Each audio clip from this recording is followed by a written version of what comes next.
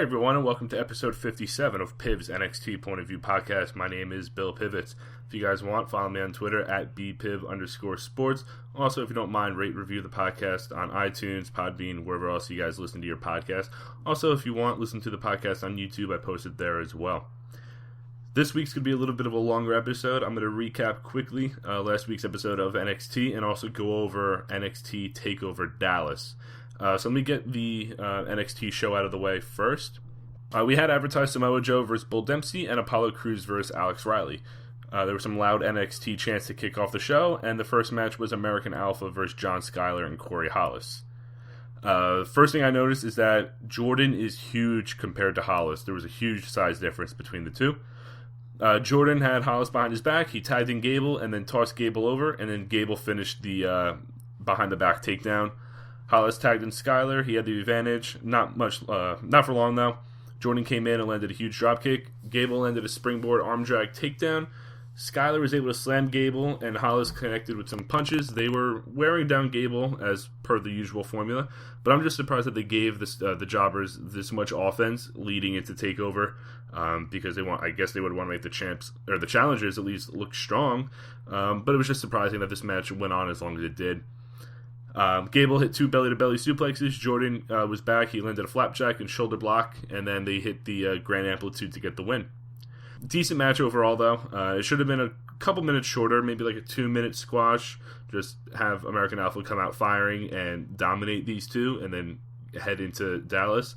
But it was a decent opener nonetheless. Finn Balor then cut a promo to Mojo. Said that Joe's becoming bigger than NXT, and he's obsessed with defeating Balor and winning the NXT title, but Balor said he's obsessed with all the wrong things. He said that Balor is obsessed with being the absolute best, and when he defeated Kevin Owens and then retained his title as well.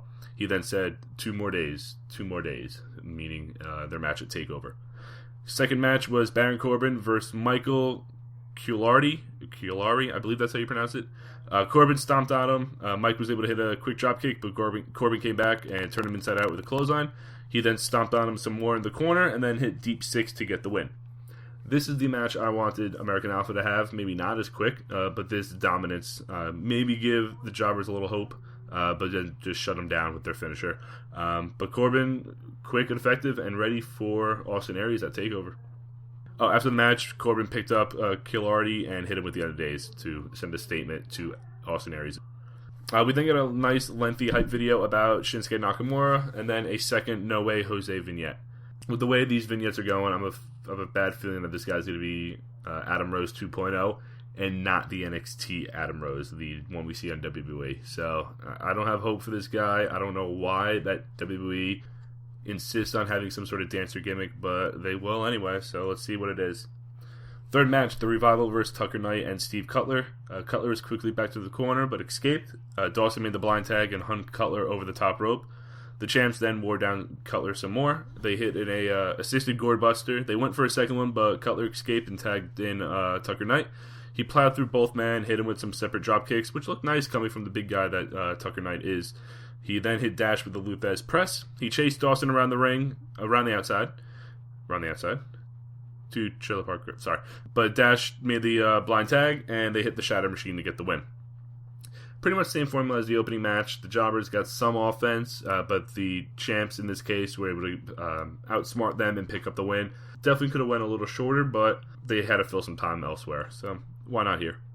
We got a recap of Samoa Joe's attack last week, or the week before. Dempsey cut a promo. He called Joe a bully and saying that we'll be seeing some of the last of a dying breed here, which is ironic considering this is the last we saw of Bull Dempsey. Fourth match, Apollo Crews versus Alex Riley. Alex Riley looks like someone whose wife left him, son died, lost his job or any combination, and then just didn't take care of himself for a month. The beard looks scruffy, the hair looks greasy and disgusting. So that's what he looks like. He just looks like an in-shape guy whose life went down the toilet. And actually, Corey Graves said the same thing. Well, not the same exact thing, but something similar is Alex Riley isn't as kempt as he would like. He had the advantage early. He landed a big clothesline. And Phillips said that Alex Riley's been in the WWE for about a decade. Is that accurate? I mean, I remember he was at the WrestleMania main event with Miz, but I don't remember him being in the WWE. Maybe developmental, I guess they're counting. But he's been here for over a decade. Yikes. Cruz came back with 2 clotheslines. He landed his corner splash and then the leaping clothesline off the ropes. He connected with a standing heel kick and then was able to lift Alex Riley up for his tossing powerbomb to get the win. After the match, Elias Sampson walked out, played his guitar poorly. He sang some weird song and then left. I'm impressed that Apollo Crews was able to lift Alex Riley the way he did for that powerbomb. Alex Riley is a big guy. I make fun of his hair or whatever, but he's a big, in-shape guy. So the fact that he was able to lift him up, toss him, and then slam him down like that was pretty impressive. Other than that, there really wasn't much to write home about this match. I'm not looking forward to the TakeOver match between Cruz and Sampson. And I don't think many other people were, because I'll get to that when I cover TakeOver. Baron Corbin then cut a promo on Austin Aries. He said that Aries hasn't appeared in an arena since his attack. He said at TakeOver he's going to lose, and he'll go back to wowing crowds of over 50 people. He said that there's no shame in losing to a bigger and better man, and said that Aries can take pictures of Corbin standing over him, stand next to Virgil, and try to sell them. He said the end of days is coming, and that he could tell them the story of the Lone Wolf. Possibly Baron Corbin's best promo to date. The line about sitting next to Virgil selling signatures is pretty good. Really good, actually. He just is getting very confident on the mic. Just this asshole of a character that he is, just being a bully. It works for him, and obviously he's enjoying it because he looks comfortable doing it. We got Bayley and Asuka hype video for TakeOver and some sound bites from many women that they've both faced as they head into their match at TakeOver. Sami Zayn had a sit-down interview from quote-unquote earlier today. He mentioned that he's on Raw now and taking care of Kevin Owens, but he hasn't lost sight of his match against Nakamura. He said that it may be his biggest match of the career, and mentioned his match with Cesaro that put him on the map. He then finished with saying he won't let Nakamura make a name and legacy at Sami Zayn's expense. And after that, it was time for our main event, Samoa Joe versus Bull Dempsey. Bull surprisingly had Joe in the corner early. Bull took Joe down with a body splash, but he also took himself down in the process. Joe came back with a back elbow, some kicks, and then teed off on Dempsey in the corner. He landed his jumping enziguri. Bull tried making a comeback, but Joe took him down with an STO and then won with the coquina clutch. Joe did not let go. The refs tried breaking up, but the bell kept ringing. Regal and 2 job guys tried getting Joe off. He took them both out and then went back to locking the submission on Bull Dempsey. Finn Balor finally ran down, took care of Joe. He landed a drop kick, but Joe slammed Balor into the apron. They went back and forth for a little bit. Balor kind of connected with a soccer kick. That kick, I don't know what. I hate every time he does it because he doesn't even get close. The camera angle that they have it on is purposely there behind the opponent, so it looks like they're close, but there's about a 4 to 6 inch gap between Balor's foot and the opponent when he does that kick. He then drop kicked him through the barricade. Joe tossed Balor over the announce table and onto Tom Phillips and Corey Graves. They didn't come back from this. Balor got up, jumped off the table, and landed on some Joe and some officials, and they were finally separated as the show went dark. Crowd was excited to see Finn, but they kind of simmered down throughout the brawl. I don't know why. I guess the set of tapings was just they're draining them because it's a WWE brawl, so there's really not going to be much going on. I like that they kind of held off on these two going at it until the final week, but other than that, the brawl, it was what it was. Not the best go-home segment. But like I said before, I would have been okay with Balor versus Sami Zayn, giving Zayn one more title shot before his final match at NXT. And then why not have Nakamura versus Joe instead of the babyface versus babyface match that they are going to have? But other than that, it was a decent, pretty good go-home show. The 2 tag teams got a chance to showcase. Baron Corbin got a chance to highlight what he's about. Samoa Joe looked aggressive heading into the TakeOver match, and Apollo Crews, same thing. They all looked good heading into TakeOver. All right, I'm going to take a little bit of a break and then come back with what was possibly the best TakeOver special to date. All right, now it's time to review the best NXT TakeOver to date, and that's coming from someone who was at NXT Brooklyn, which was the best TakeOver special in 2015. But overall, it's going to go to NXT Dallas. We got a recap of some wrestling history in Texas, and then it translated into the feuds that are taking place today. First match kicked off the show was the Tag Team Championship match of the Revival against American Alpha. AA were out first. They were pumped. The crowd went crazy for them. Gable and Dawson started the match. There was a chant of which one's Dash, which one's Dawson. And I think that was actually quickly stifled by Watch the Show chants, which was actually pretty good. Because if you're at an NXT show, you should definitely know who the tag team champs are and which one is which. If you say you're a fan of NXT, you should definitely know. Gable started the match. He mat wrestled the shit out of Dawson. Dawson earlier slapped Gable, so after the mat wrestling, Gable repaid Dawson by slapping him across the face. They went back and forth a bit. Jordan got the tag. He landed a huge drop kick, and American Alpha hit stereo back body drops. Gable escaped a little later from the former champs. American Alpha then came back with 2 drop kicks and then mirror imaging a German suplex to the champs. And the crowd popped huge for that spot. I liked it a lot as well. Gable at this point was in the ring for the majority of the match. Dash almost took his head off with the clothesline on the outside, and then the champs wore down Gable in their corner. Gable was able to escape from a gory special and then DDT the champs at the same time. Dash rolled under the ring somehow and pulled Jordan off the apron as Gable was going to go for the tag. The Revival then botched some sort of diving powerbomb. We then got You Fucked Up and Botchamania chants. I'm not a fan of those. The guys know they messed up. Let them move on and continue with the match. Jordan got the hot tag and the crowd exploded here. He took out both men. He landed a couple suplexes on Dawson and got a nice near fall. Gable made the last second save to save his partner. Jordan got another near fall after Gable took out Dash. Gable then came in, rolled up Dawson a few times, and the crowd was ready to explode after each 2 count, thinking it would have been the third. Jordan made the blind tag, hit Dawson with the shoulder block in the corner, and then they hit Grand Amplitude to get the win. The crowd exploded again. I keep saying that word, but there's no other reaction, no other word to say for what their reaction was. Gable and Jordan were so happy. I felt the emotion coming from Jordan especially. He just had tears in his eyes. The fact that it's finally here. He was in a tag team before, didn't work out, and he kind of did a singles run. It wasn't working, but I'm happy for him, and I know he's happy that he was able to find Chad Gable and make this thing work.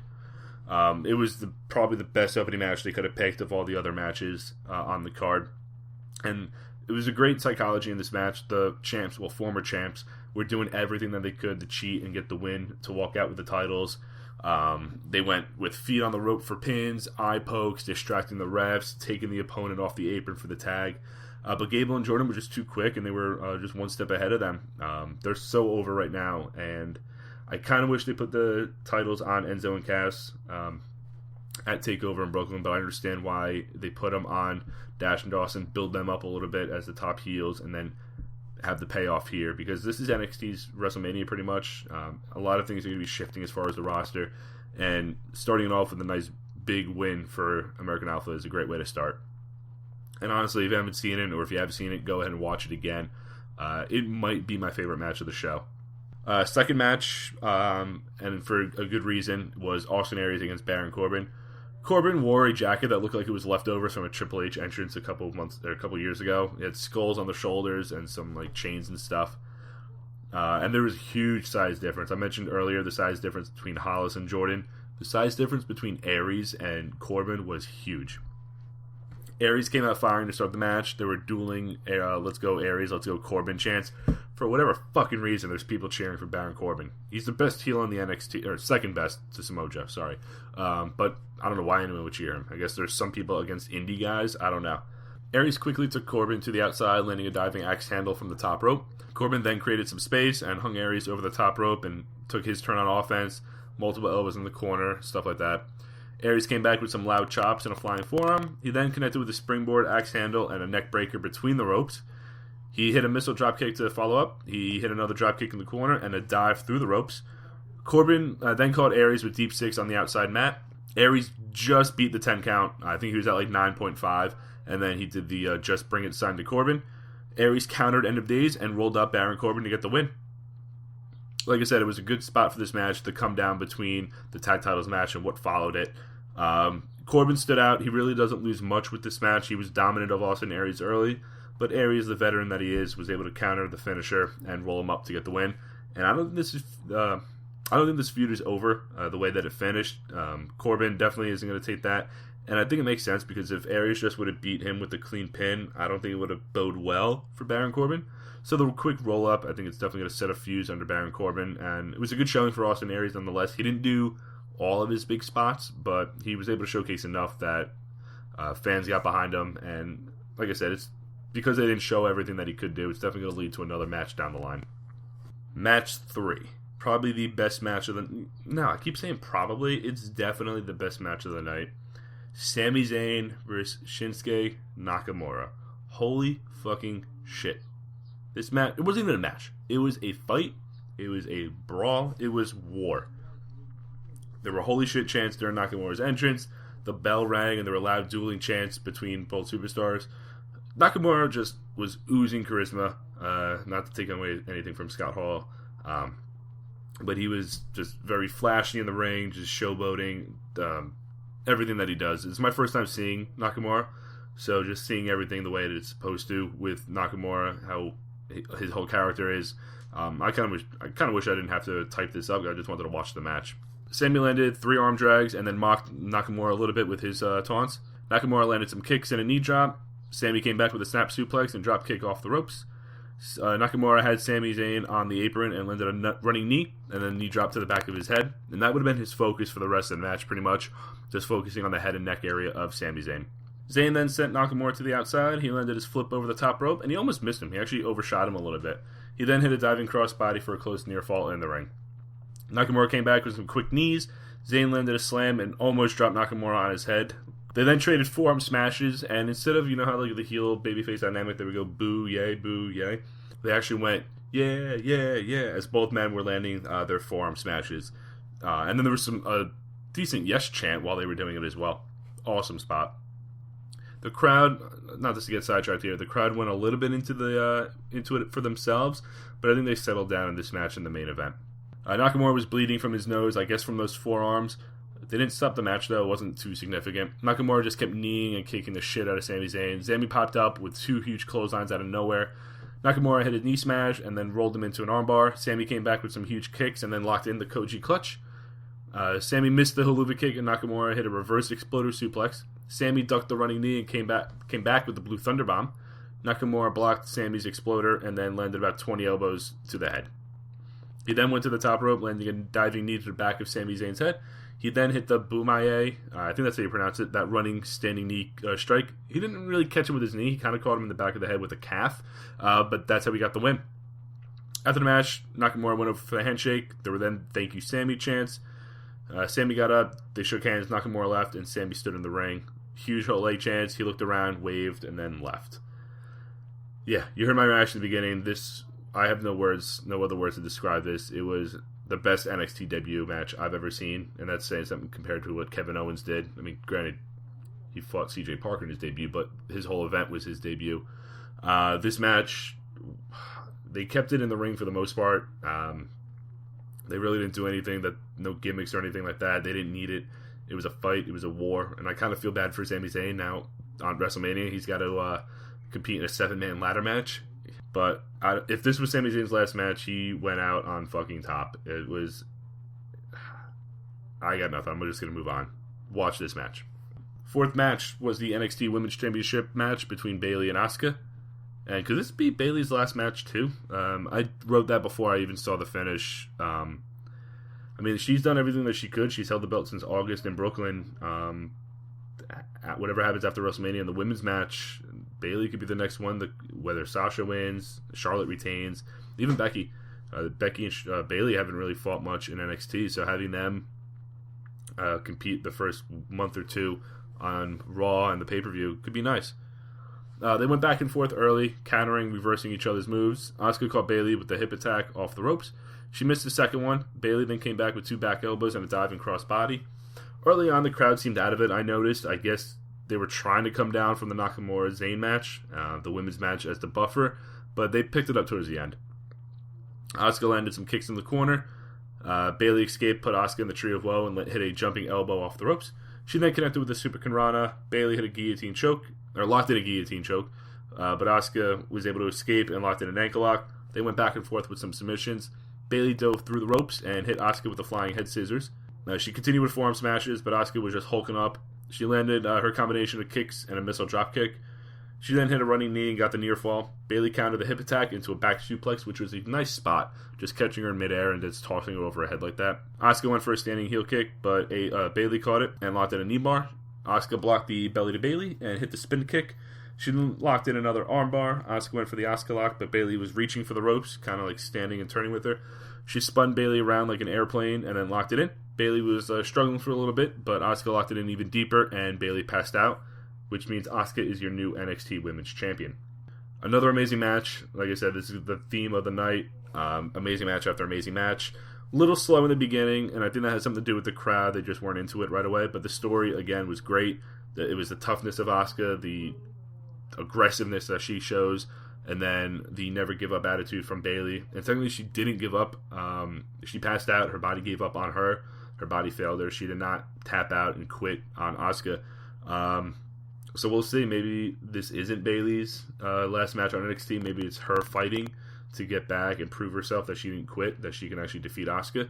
We'll see. But if it is, she leaves the women's division in good hands with Asuka as the champ, with some decent heels challenging her as well. Before the main event, they actually showed Bobby Roode in the front row of the NXT crowd.